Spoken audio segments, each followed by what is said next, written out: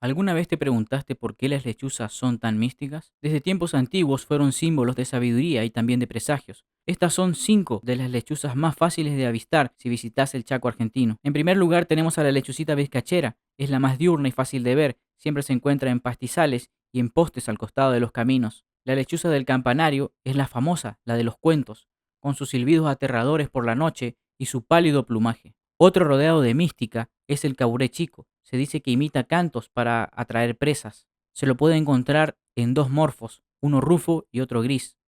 El alicucú común también es muy pequeño y crepuscular.